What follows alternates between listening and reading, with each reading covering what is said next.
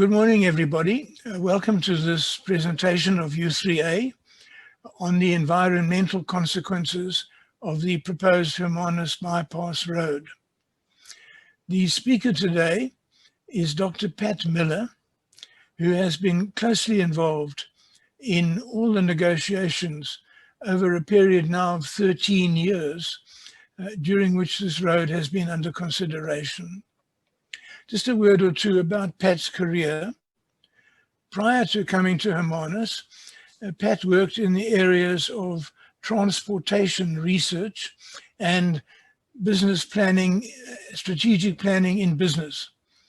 She has a doctorate in business leadership from UNISA.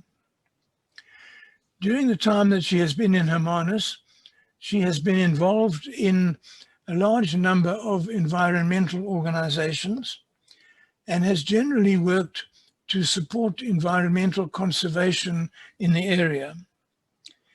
She was on the committee of the Botanical Society for many years, and for 6 of those years, she was the chairperson of the Hermanus Botanical Society. At the moment, she is the chairperson of the Whale Coast Conservation Organization. And in both capacities, she remains involved in environmental issues. Her work in practice in environmental conservation consists of 4 areas. She makes many presentations, such as this one, to environmental organizations and to the general public about environmental issues. She also leads frequent botanical walks on behalf of the Botanical Society, in which members of the society and members of the public can improve their knowledge of the botany of the fynbos environment. She teaches with Whale Coast Conservation at various expositions at schools throughout the Overstrand, in which young people are made aware of the environmental issues of the area in which they're living. And then she is involved in commenting on and analyzing proposals that are made by various organizations to undertake changes in the environment, which they believe to be beneficial. This involves her in working with government agencies and municipal agencies in considering the viability and necessity of certain environmental interventions. She's going to talk in detail about the environmental consequences of the proposed Hermanus bypass road. Thank you, Pat, for agreeing to speak to us, and I pass over to you for the presentation. Thanks, Robin. As Robin said, we're looking today at the environmental consequences for us if the proposed Hermanus CBD bypass road goes through. Bypass has been with us for a long time. It was first mooted in 2008. And the idea of the bypass then was a large road to run east-west along Hermanus's northern edge from Gateway right out above East Cliff, North Cliff, Hermanus Heights, Fernkloof, etc., and to join the R43 again at the end of Fernkloof. That proposal, when it was mooted, caused an absolute uproar by the public, and the feasibility study for it, the traffic counts that were done in 2011, showed that there was no traffic need whatsoever for that. So we kind of thought that that had all gone to bed, as it were. I'm going to just give you some context here. The big green shape is Fernkloof. It's an odd shape. As you see, I always say it's a bit like a kite with a long, thin tail. This map shows you where that original road would have gone. If you can follow my cursor, it runs along, tear along the dotted line. As they say, it's that red dotted line that would go all the way along there. I want you to take particular note of this strange shape and this long thin bit over here, because that's going to have quite a bearing on it. There was this public outcry, etc., and it was, we thought, canned. It wasn't canned, it was merely undergoing a slight revision. So in 2015, 2016, they came up with a proposal for a shortened route. Now, the shortened route, if you have another look at the map, the shortened route would run again from Gateway, would go up to here, and would then come down and join the R43 there. So it's not a great leap of the imagination to see that as a first step towards the whole. If we look at that truncated route, Gateways to Fairways Avenue, joining the R43 at the East Cliff Centre where the Quick Spa is, it's important to remind ourselves that it is a roads project. It's a project of the Department of Transport and Public Works, the provincial department. And because it's a road project, it's got to fulfill traffic needs. Two needs for the road were given in the proposal, was to relieve congestion in the CBD of Hermanus and to enable the so-called CBD revitalization or renewal project. Because it's a roads project and there would be quite a lot of disruption, and the need for an EIA was triggered. EIA is an environmental impact assessment, and the authority that gives that is the Provincial Department of Environmental Affairs and Development Planning.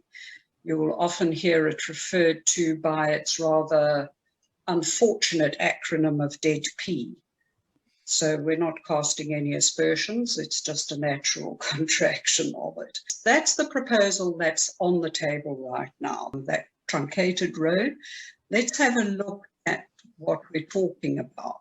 Here we are looking west to Gateway, east to west, and we can have a look at the topography. The topography, as well as the shape of the area, is very, very important. You can see how steep it is, those that aren't familiar with the area. There's the Gateway Junction, and this is Mountain Road coming here. So the road essentially would go from there, and it would come above that, along that steep slope. If we switch around a little bit, and we're now looking west to east, we've got Mountain Road here. We've got Hoy's Copy there, so the road would come along there. I'll give you some more detail on here and to join somewhere there. This last little bit of it, here's an aerial view of it to position yourselves. This is Hoy's Copy. These are the school and the sports fields. This is the golf course, and that's Fairways Avenue there, where the road would come down. Because it's road building, it's a messy and destructive business, and there will indeed be lots of destruction on the chosen route. And one of the things that will be destroyed are things like this. I thought after all these maps, etc., we could do with some beautiful fynbos. So this is a Caledon bluebell, Gladiolus bullatus. And I just want to point out that all the photographs that I'm going to show you of the various species were actually taken on the route. So it's nothing that is cooked up. Okay, so road builders, when they're talking about building a road, they always like to show examples of the finished product. And they seldom take you along that road, excuse the pun, of how to actually get there and what it takes to get there. But here we have got some very first-hand experience of it, because the current Stanford roadworks are being done. That's also the R43. So we do have some idea of what is entailed to get to that finished product. It's stuff like this, and it's stuff like this that's going to happen. So let's have a look at what the environmental impact assessment process entails. This process, I said it was triggered, and it's one of the first things that happens if there's going to be some destruction. The EIA has got a very broad definition of environmental. It covers a wide range of concerns. It covers social impacts and cultural impacts and things like noise and visual pollution and that sort of thing.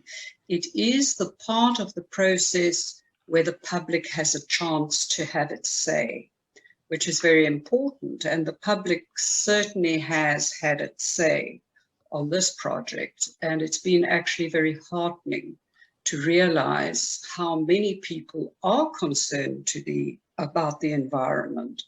There are many, many hoops that have to be jumped through with this public participation. We had to make comments on the 2016 scoping report. That was in early 2016. Then the end of 2017, they brought out a final EIA report, and we'll see what happened to that one. And then in August last year, August 2020, we had to give comments on the amended final EIA. So it seemed interminable, but hopefully we are now in the last leg of that. Consequences for the natural environment should this road go ahead. It's important to realize that there are two areas. There's both Fernkloof and there's the Fairways Avenue wetland that will be impacted. And these are both protected areas. Fernkloof is a proclaimed nature reserve, and under our environmental legislation, all wetlands, whether they are proclaimed or not, all wetlands are deemed worthy of protection. So I think it's instructive to place these two protected areas into context. So I want us to just have a look, first of all, at the worldwide context of protected areas and where do we stand? Where does South Africa stand in that context? And where do we stand down here in the Western Cape? So if we look worldwide, protected environment worldwide, these 2018 figures are pretty current. And we see that top of the pops for the countries that protect their environment is New Caledonia. Just about 55% of New Caledonia is under protected. Then we've got areas we would expect like Bhutan and the Seychelles.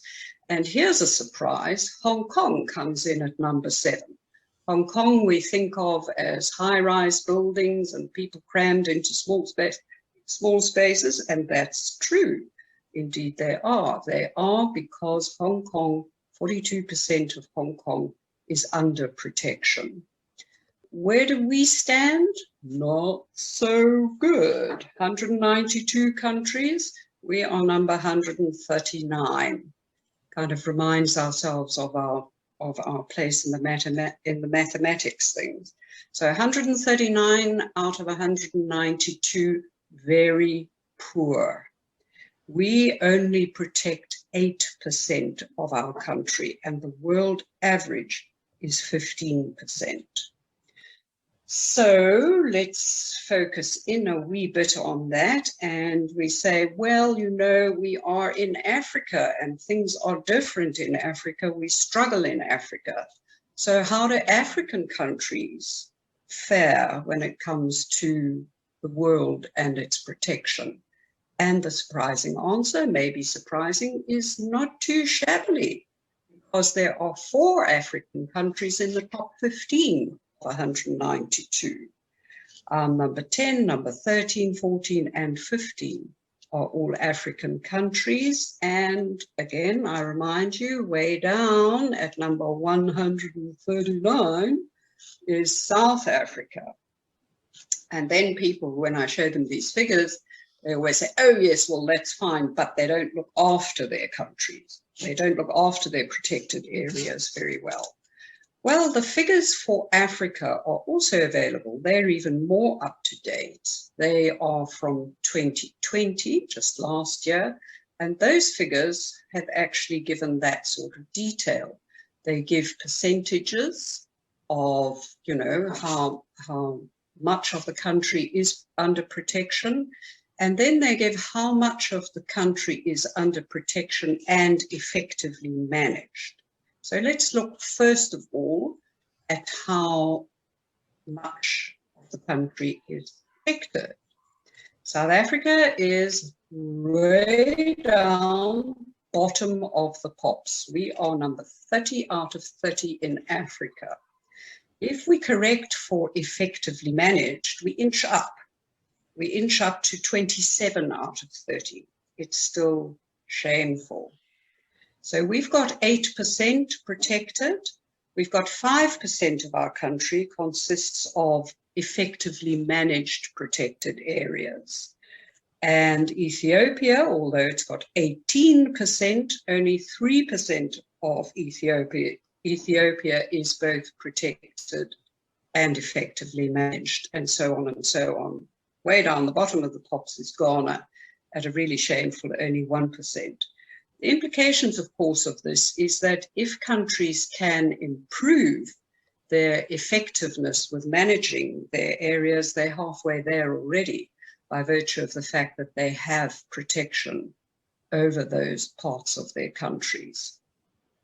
So I had a look at similar sized countries to South Africa, and there are two of them in Africa. South Africa is quite a big country.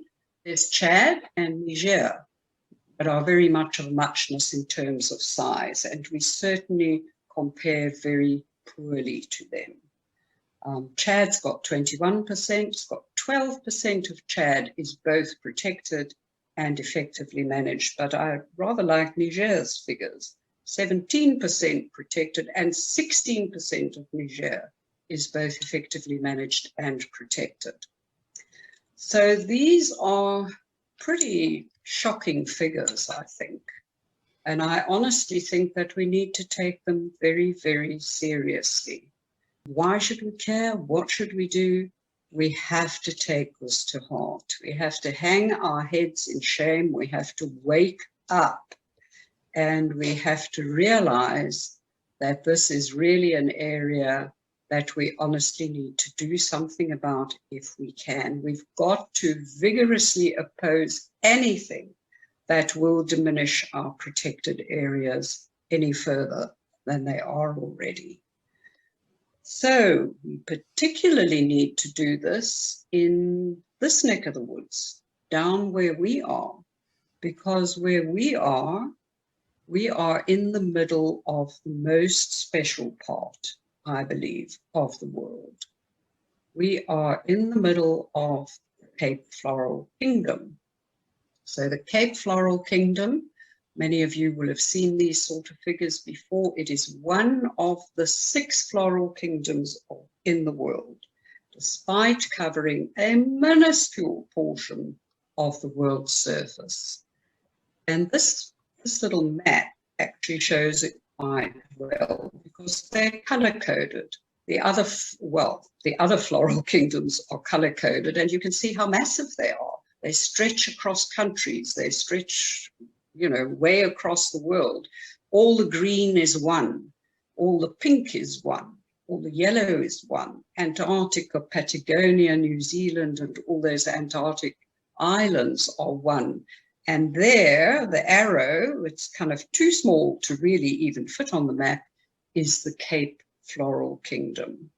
So it is really, really special. Has to be special to be put in the same company as those massive areas of the world. What makes it so special? It's a real global epicenter of biodiversity, as I said, tiny, about the size of Malawi or Portugal. What makes it so special is the more than 8,600, it's close to 9,000 species, of which 70% are endemic. So they originated here and nowhere else. Some species that we have here are just totally unlike anything else that we can see anywhere else in the world, like this. Now, again, this is a pertinent one because that hump in the back there is actually voice copy. And this was taken after a fire, and you'll see the white fluffy stuff.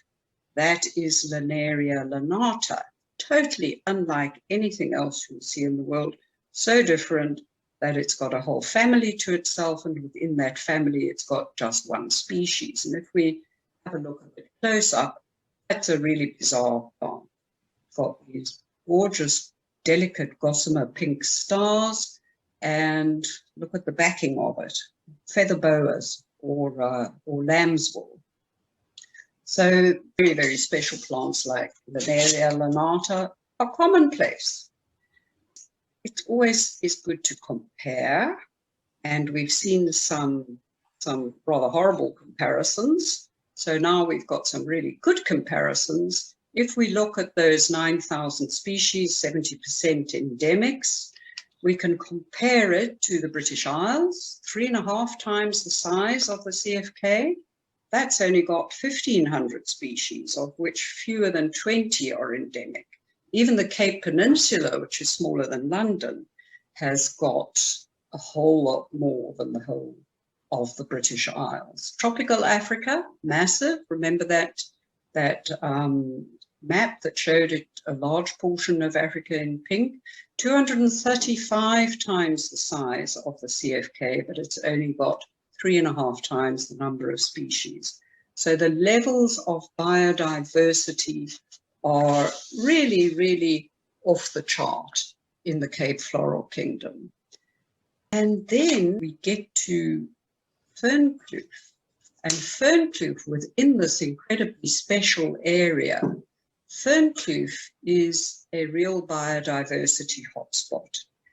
And the definition of a biodiversity hotspot is one that has extremely high levels of biodiversity and that is vulnerable. It's under extreme threat. And both of those certainly apply to Fernkloof. Fernkloof has a lot of diverse habitats.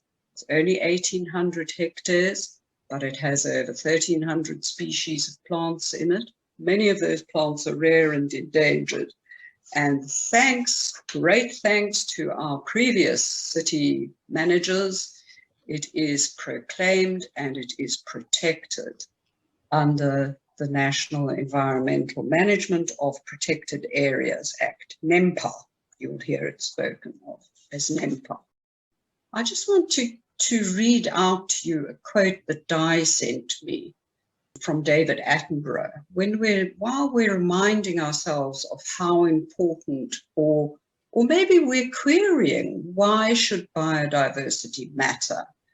He said the other day that the planet's stability has wavered just as its biodiversity has declined. The two things are bound together. To restore stability to our planet, therefore, we must restore its biodiversity, the very thing we have removed. It is the only way out of this crisis that we ourselves have created. So we certainly don't want to worsen that crisis by carrying on with this loss. So I just thought that was now also a convenient time for what sort of damage is going to be caused to Fernkloof should we build this road. And I thought I'd show you this photograph. This is Raphnia elliptica. Fernkloof has the only population that's in Fernkloof is actually near Gateway, and it will be totally annihilated. It also happens to be the easternmost, this population is the easternmost record of the species. This is one of about 10 species that we will lose in their entirety from Fernkloof. That's a pretty sobering thought. Is a road really worth that, given what we've just looked at? So let's get back to the EIA process. The EIA process has to consider alternatives. That really is that hard process of saying, is there any other way that you could achieve what you want to achieve through this, let's remind ourselves, through this essentially traffic project? Can you do it by any other way? Can you do a different route? Can you do a different process? Do you really need this? So unfortunately, the project did not consider any alternatives to the full route that they want to do with any seriousness whatsoever. Many, many alternatives were proposed, some of them very sensible, in the EIA process by the public. There was no serious consideration given to any. There was also no alternative to that mountain drive section that we flew from above, as it were. And the only alternatives that were explored as a nod to the process that says it must consider alternatives, the only alternatives that were explored in any sort of detail were the so-called northern or southern routes. And here we've got a little map of the northern and southern routes. So here we've got the mountain drive section, no alternatives given there. And then they said, well, you could choose either to go there or to go there. And not surprisingly, if we remind ourselves of the big picture, not surprisingly, they chose the northern route. So when they did this investigation, there was also, as part of the EIA process, there was the fancifully named terrestrial ecology assessment. So that's really the largely, but not exclusively, botanical investigation of what the nature is of the land that's going to be damaged. So that area, now we're looking at the tail of the kite, I remind you, they have a SANBI classification of these areas, and the SANBI classification says that that area consists largely of Overberg sandstone fynbos, which is critically endangered. There's only 6% of it under protection. And it's also in an ecotone, which is a kind of overlap area where all sorts of interesting things happen. It's in an ecotone with Hermanus sand fynbos, and that has an endangered classification. And the wetland, let's remind ourselves that the wetland will also be affected, and that is an ecological support area. And that area has been very, very well documented in the past by the Hermanus Botanical Society. It's been well documented both in the past and up to the present day, because in 2008, we had a fire. And I think many of you will remember that fire. It was a wonderful opportunity for BOTSOC. So there was regular monitoring done after the fire, and full records were kept of what happened after the fire and what species popped up. So in that area, there are more than 380 different species. And that westernmost area that's going to really, that's the area around Gateway, which is going to really bear the brunt of it. That westernmost area is particularly species rich. Remember I said interesting things happen in an ecotone? That area has more than twice the number as elsewhere. So above Mountain Drive on its own, there are something like 28 red data species, ranging from vulnerable to near threatened to endangered. So that's the sort of thing that we are looking at destroying. Because I would remind you that when you cannot replace fynbos, you cannot dig it up and plant it somewhere else and it will recover. Very, very seldom would it recover. So what are the sort of things that were found after that fire? I thought it was maybe time for some pretty pictures. So we've got Certanthus carneus. The Certanthus is the fire lily. So this is just, this is 2 weeks after the fire, you're getting the sort of growth that you see here. Not only growth, but also flowering and setting seeds. We've got things like this Gladiolus markii, beautiful thing. We had fields and fields of flowers, like these fields of Watsonia stenosyphon. That's what it looks like close up. We had fields of Sonia bobonica, in that toys poppy in the background, and that was a real treat to see. So all this information that the Botanical Society has and had was put to the use of the study that was done. And the Botanical Society was very hands-on in this terrestrial ecology assessment. We spent a long time marking out sample plots and control plots and monitoring what was there and listing what was there, etc., etc. And plus, of course, giving the full data that was available from all these years of fire monitoring to the consultant involved. But I have to say that a very poor report resulted. The full data that was given was ignored. The nature of the affected area, that long, thin strip that makes it particularly vulnerable to any habitat loss, that nature was ignored. The impact of the shape and the ecotones and the impact on these vegetation types was also ignored. But you don't have to take my word for it. DEDP also was not terribly impressed by the study. They asked for a review of the study to be put into the amended final impact assessment.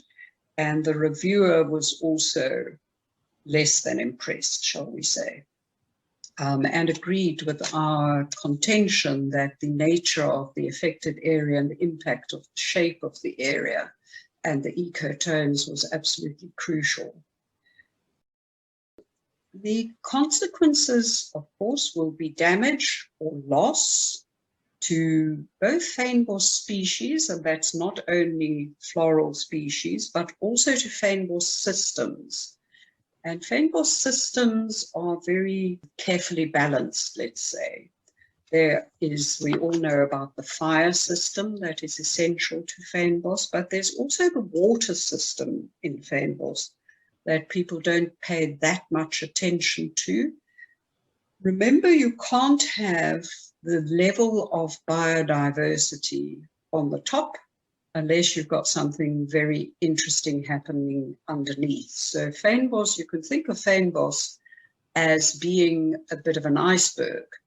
You're only seeing part of it at the top, but what happens under the ground is this amazing, incredible, thick, complicated, intertwined network of roots that happens and enables the biodiversity to happen above ground. And this network of roots acts like a sponge. So when water falls, and it doesn't matter in what quantity water falls, you very seldom get landslides because these roots just soak it up and they release it as they need it, either into the plants or into the storage mechanisms for that water. There's also the fynbos systems involved with movement and dispersal of species. We are going to have lots of very sad roadkill if that road goes ahead. There are lots of species involved. There are buck that use the area regularly. There are snakes, there are tortoises, you name it. There are also tiny species that we don't even think of, which are very, very important. So these species have to be able to move. We've already depleted their areas enormously. Now we're going to cut them off from part of their areas. So the damage and the loss also to our broader ecosystem services, we have to also consider. Ecosystem services are the undervalued services that our natural environment provides for us in terms of clean air, in terms of clean water, and that is really, really important. was quite a cute photograph of one of those tiny little species. You can see there's a crab spider on the hunt. And if you were able to enlarge this, you would see that the bug that it's after almost looks like it's scratching its head as though to wonder how it can get out of this. Well, it probably isn't going to get out of it. Sorry, bug. So I also wanted to share this photograph because this is not just me taking a photograph in the field having had a heavy night the night before. This is actually to show the kind of slope that you're dealing with and the importance of that root network, as I was saying to you, in retaining the soil and retaining the water there. So we're going to have a lot of loss. What does the EIA process say about loss? Well, the EIA process actually says that if you have loss and you can't avoid it, you've got to propose a compensation for that loss. And this is what is called a biodiversity offset.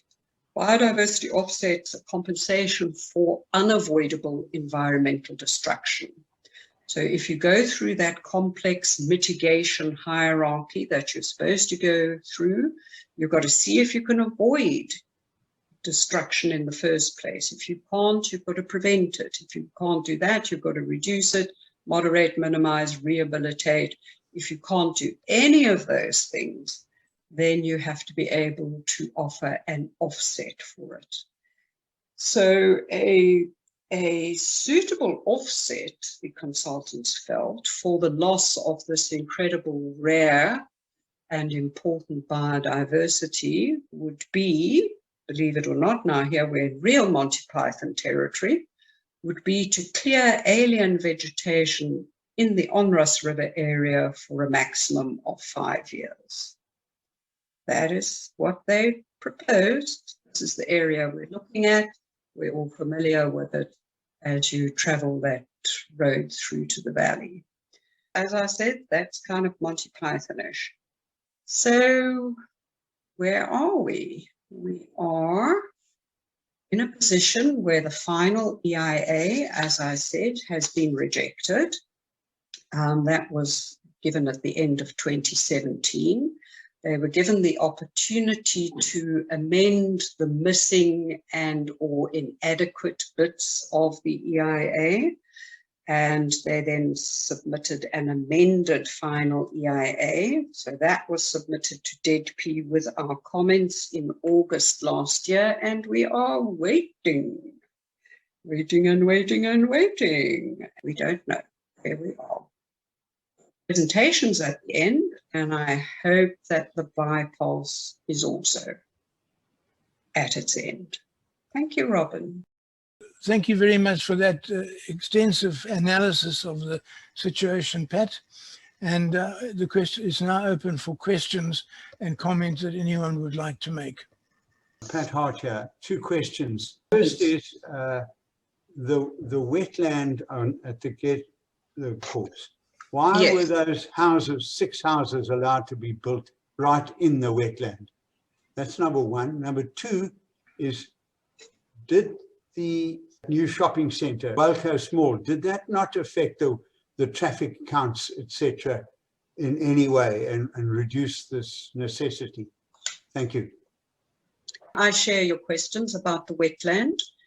I opposed that myself, but unfortunately that went ahead, the houses. They did, in fact, make some reduction to the amount that was going to be affected. So I suppose that's a little bit of an achievement. So yes, I agree with you, and very bizarre.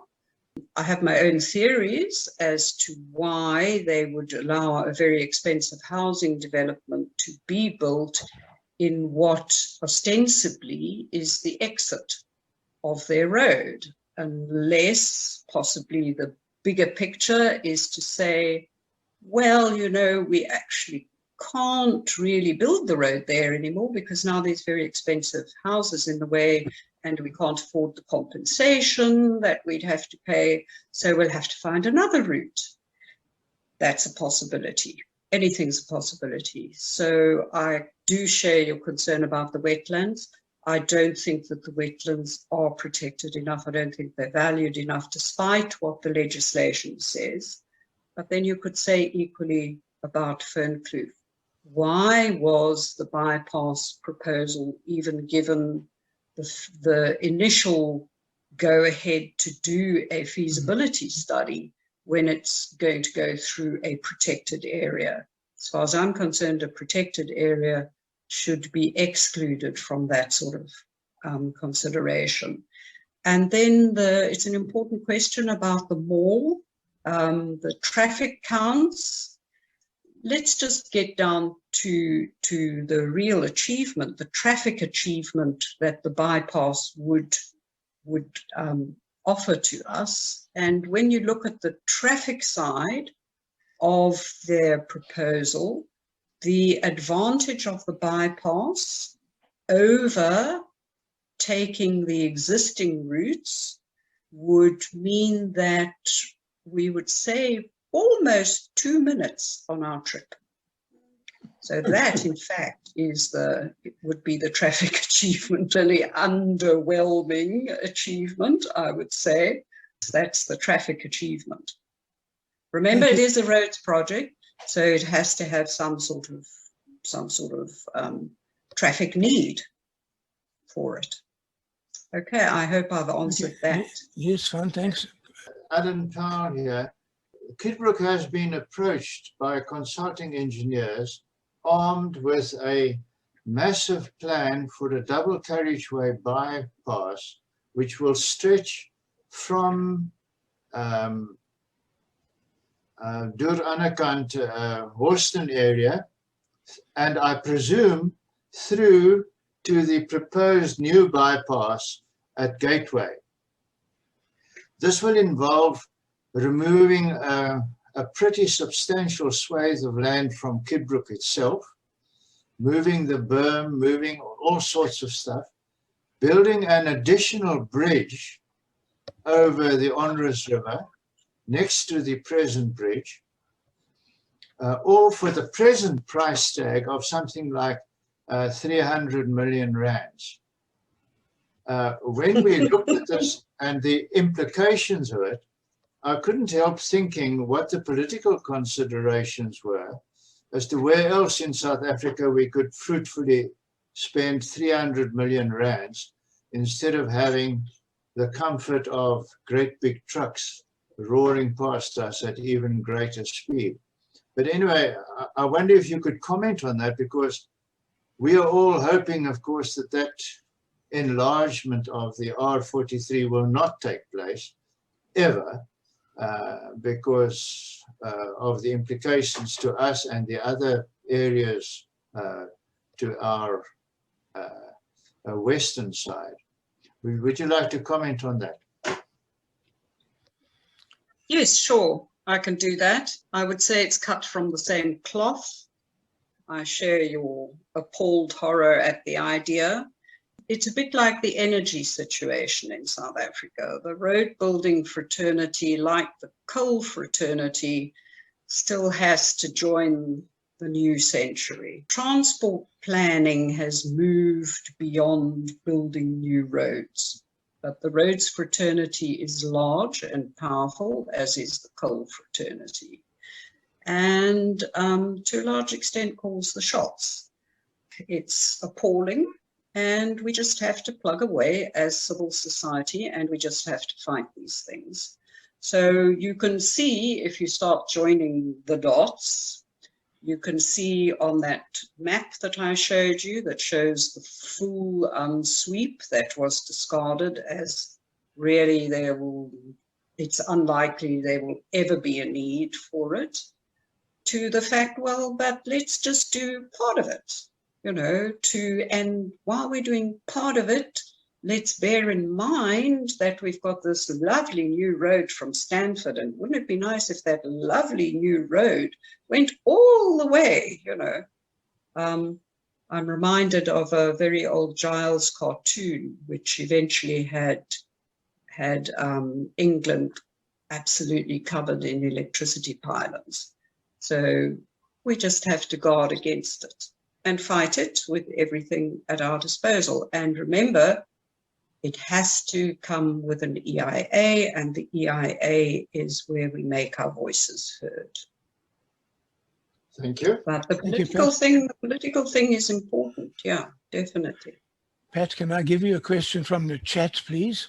Jim and Anne Sweet, what is the definition of effectively managed in those statistics you gave about protected areas and protected areas that are effectively managed? And what are examples of protected areas that are not effectively managed? I fear they're asking a leading question here, and I'll have to tread carefully. Yeah, it's the figures come from the IUCN, and that the IUCN is the International Union for the Conservation of Nature. That's a very venerable institution that was founded in 1948. It's based in Switzerland. It's got 1,400 odd members, ranging from NGOs to government departments, and it's got observer and consultative status at the United Nations. But they have their definitions of effectively managed, but when you boil them down, it's really what it says it is. It's that the area can be protected properly. I saw that firsthand in Chad when I went there a couple of years ago. You remember when I showed the Chad figures, we had the percentage and then the percentage effectively managed. And what Chad had done with the Zakuma Nature Reserve is they had had a real government-driven drive to get Zakuma, which was overrun by poachers, etc., to put it under proper protection. And my goodness, they were certainly taking it seriously, and they were winning. So it's really a question of governments putting their money where their mouths are in terms of protection. I don't want to go into all the details of what is effectively protected. You can go into the IUCN website and you'll find that information. Whether our reserves here are effectively managed or not, I think we really, that's why I was laughing a bit in the beginning, because we're facing that situation with our very own Fernkloof, the implications of the hot on the press management plan for Fernkloof, which I understand is going to be put to council for approval on at the end of the month. 24th.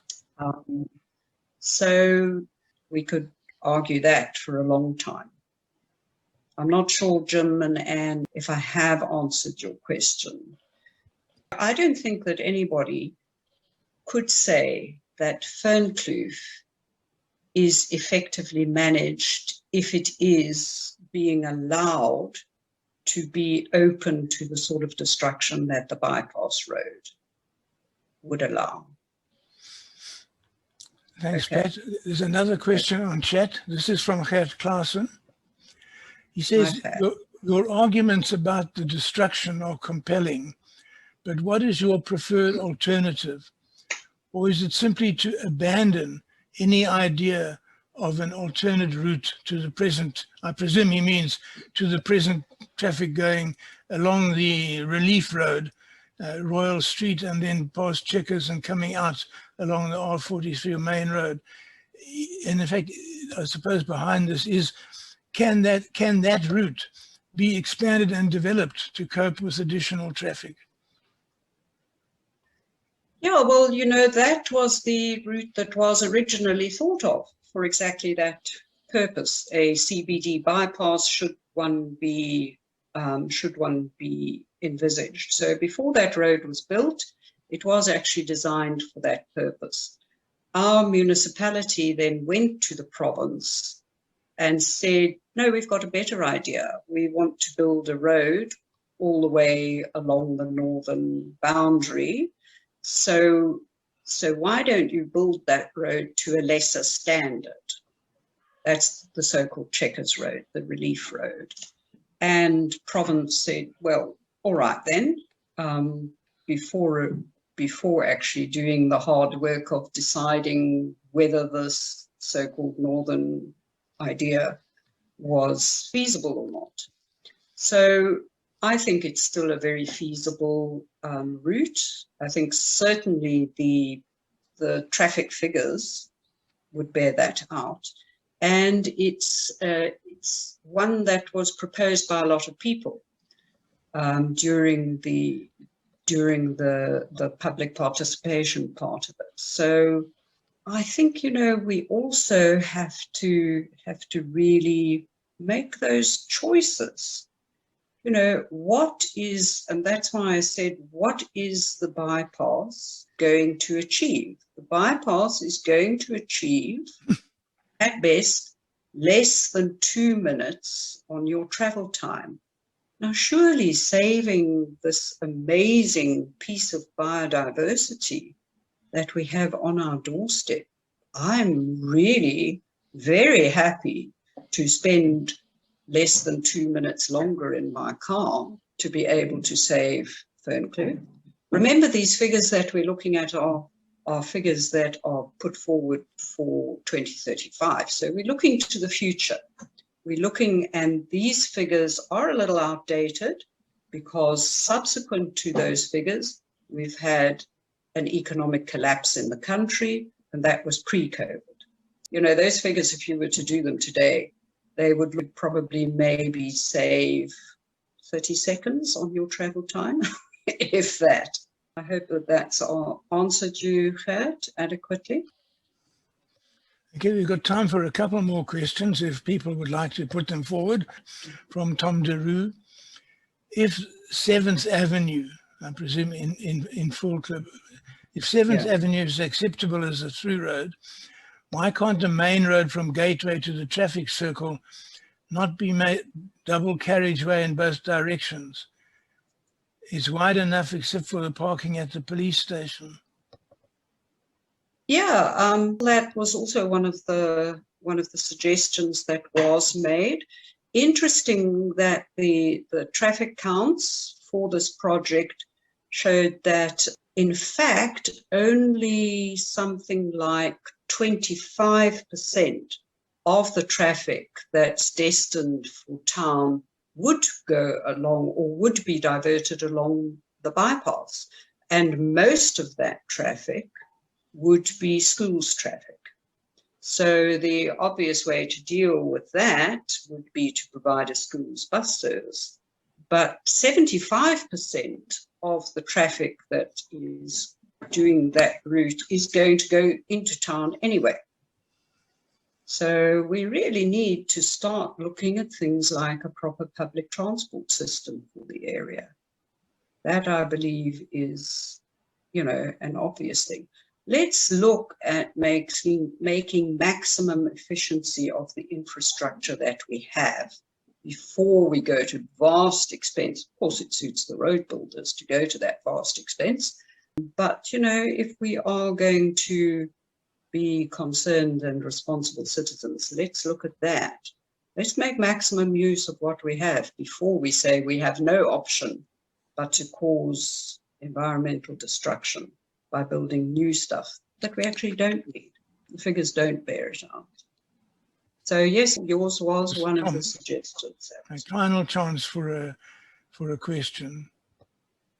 That in parting, could you maybe give us some practical tips as to what Joe Soap can do?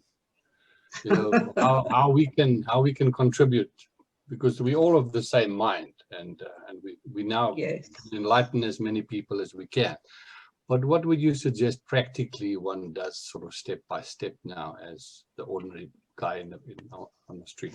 Well, I said, Henny, that I've been really, and I'm not the only one, I've been really, really heartened by the level of public participation that this bypass road proposal has attracted. People have been outraged, and outraged in numbers, real numbers. You know, keep being involved, keep your finger on the thumb. We got some very good environmental organizations, very hands-on, very involved in protecting our wonderful, wonderful environment. They know what they've got, and they are determined not to allow the bureaucrats to cover it in concrete.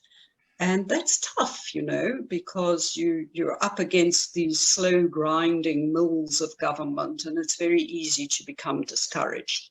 So that support of the general public for our local environmental organizations is really appreciated.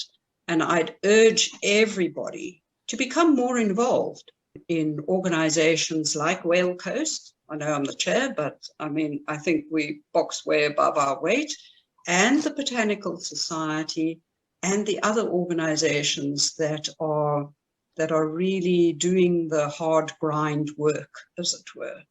So that's what we can do, and also talk to people, because very often people are in their own little bubbles and they're not really all that aware of what's going on until the bulldozers move in. And then you say, but you've actually missed the point, you know, you've missed your chance. So really talk to everybody, get people aware. We've now got a democracy and we need to use it. And hold our municipality to account. That's terribly important. Yeah. So it might seem like little, but lots of littles make a lot, as they say. Okay, thank you very much, Pat. I think on behalf of all of us, and there are a number of messages on the chat saying what a great presentation it was, how informative it has been, and how the kind of support that you can look forward to getting as you press forward on this issue. Thank you for attending, and Henry will now close the meeting.